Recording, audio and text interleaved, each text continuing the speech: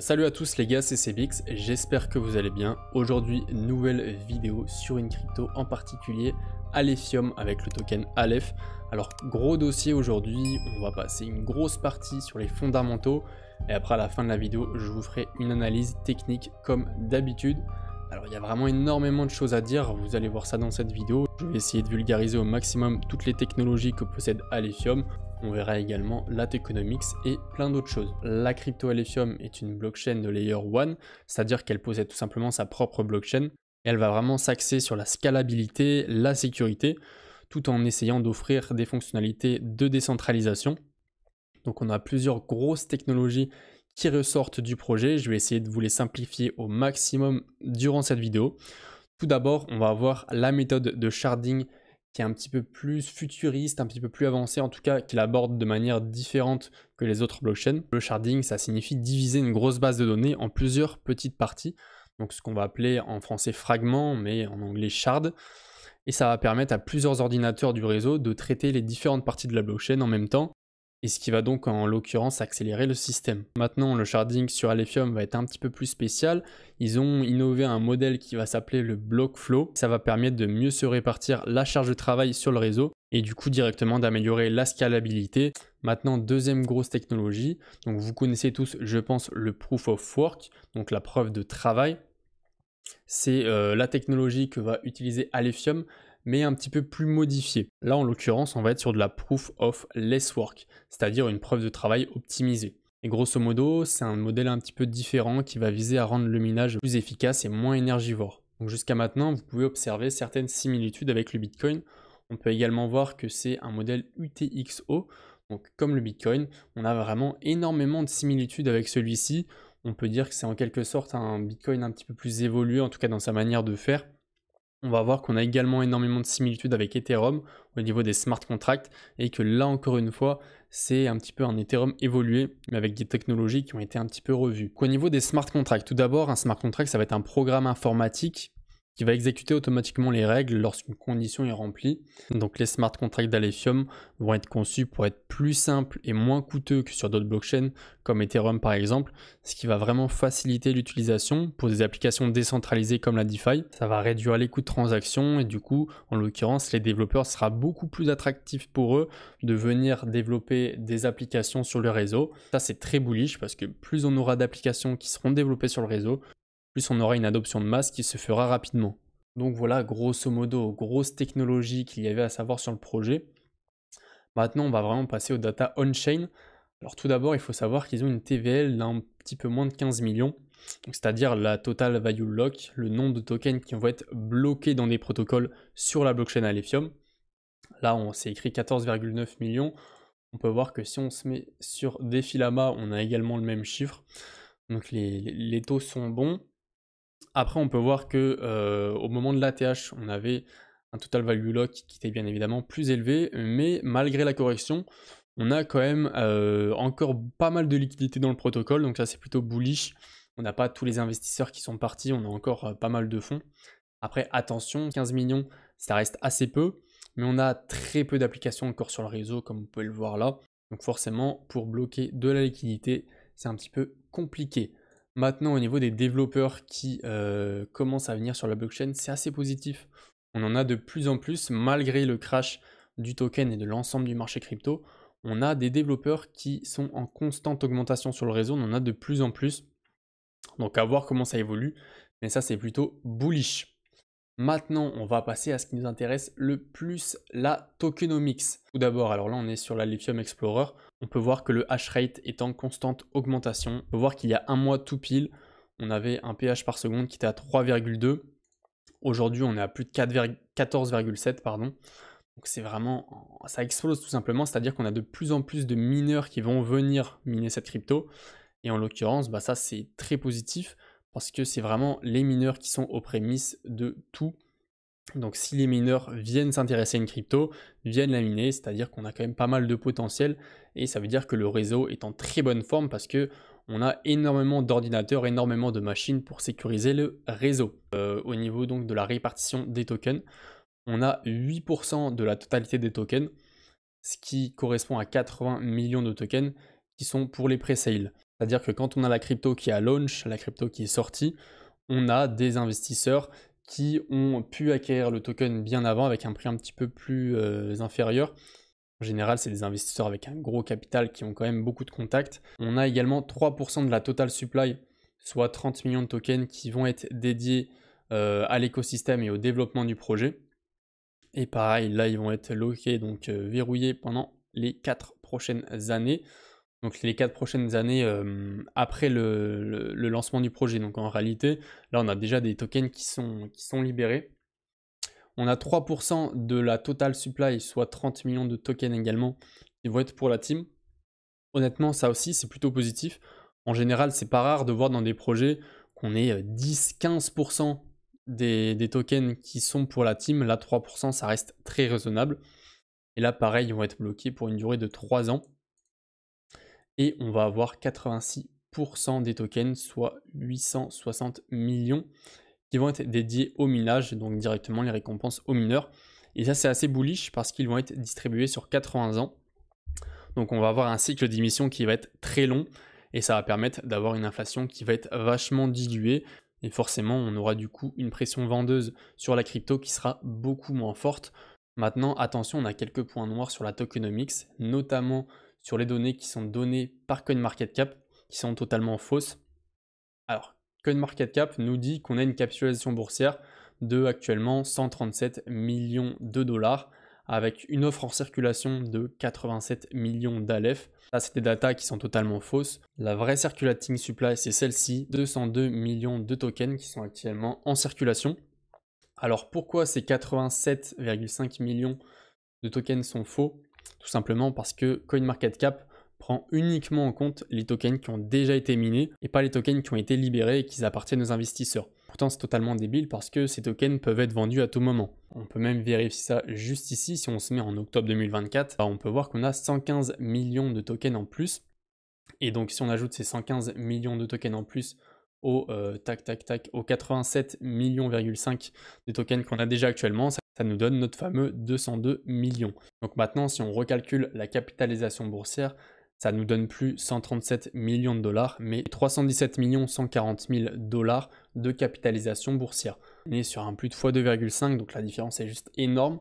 Donc attention si vous voulez investir dans le projet, ne vous faites pas piéger et ne regardez pas uniquement la capitalisation boursière de CoinMarketCap. Je dis CoinMarketCap, mais c'est exactement la même chose de partout.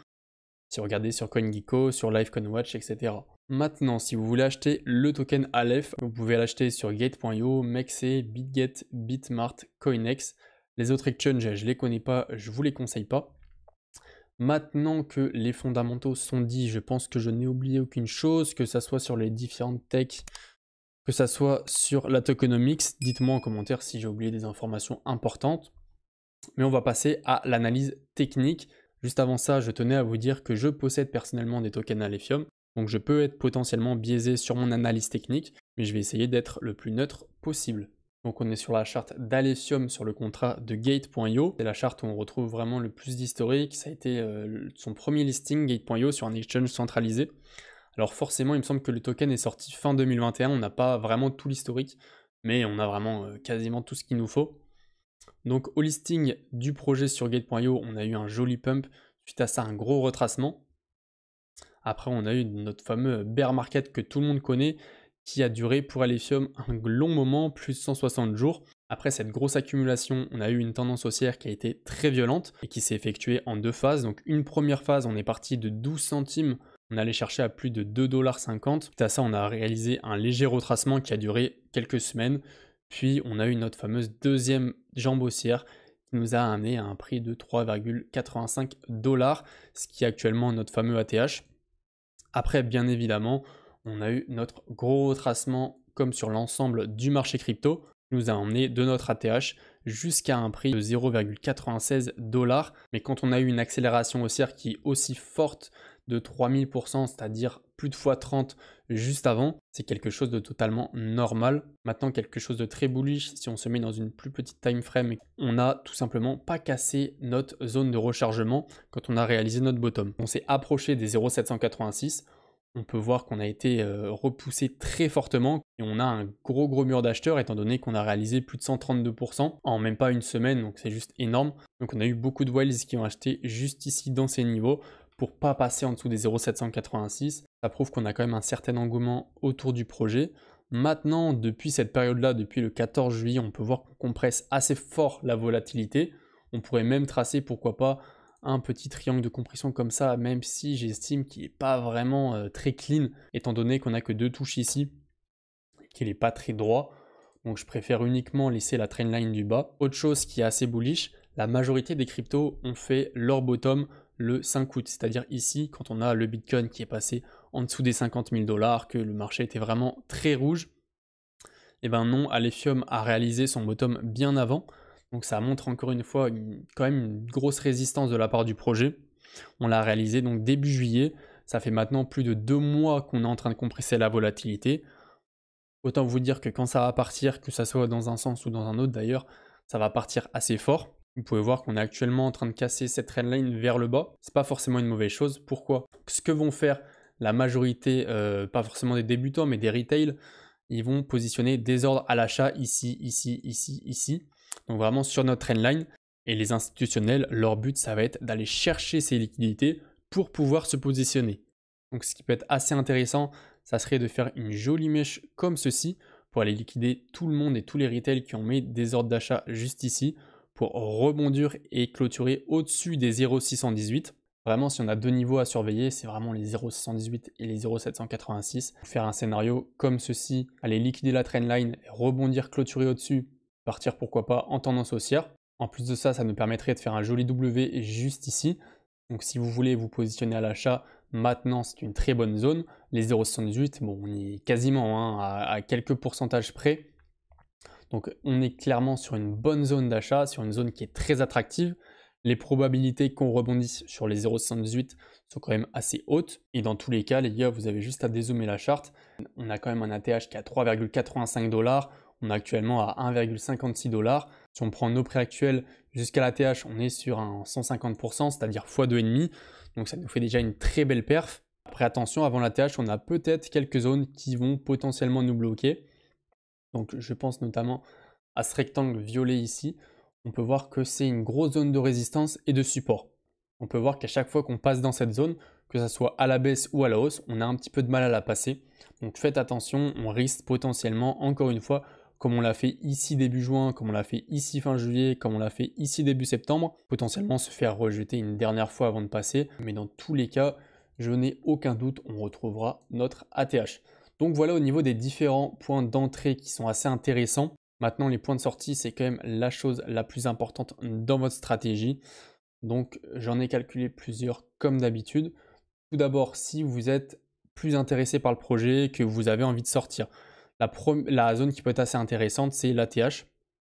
Comme je vous ai dit, on est à x2,5 de l'ATH, c'est quasiment sûr qu'on va le réatteindre.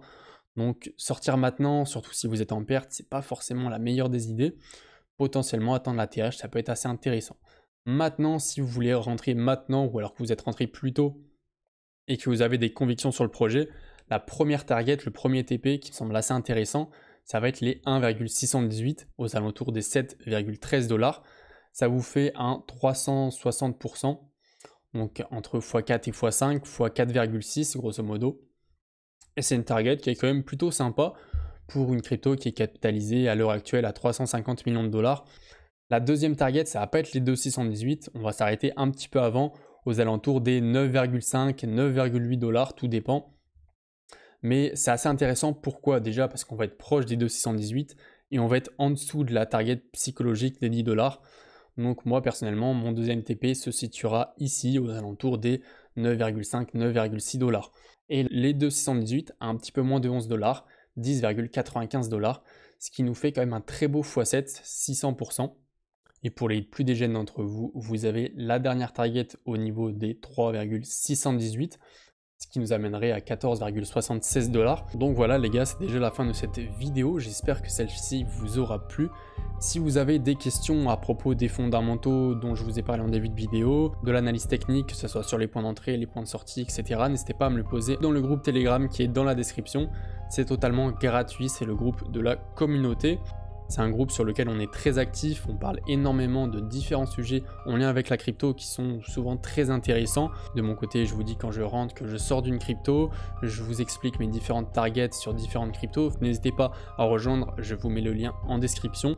Vous avez également mes exchanges, donc je vous les mets tous en description. Si vous voulez trader, que vous voulez investir, passez par les liens, vous aurez quelques bonus en plus en fonction du dépôt que vous allez réaliser ou alors des frais en moins sur votre trading. Sinon, si vous avez aimé la vidéo, n'hésitez pas à mettre un like. Merci beaucoup à tous ceux qui le feront. Pour les nouveaux, n'hésitez pas à vous abonner. Si vous avez aimé mon contenu, je fais une vidéo tous les jours. Moi, je vous dis, c'était CBX. On se retrouve demain pour une prochaine vidéo. Allez, ciao!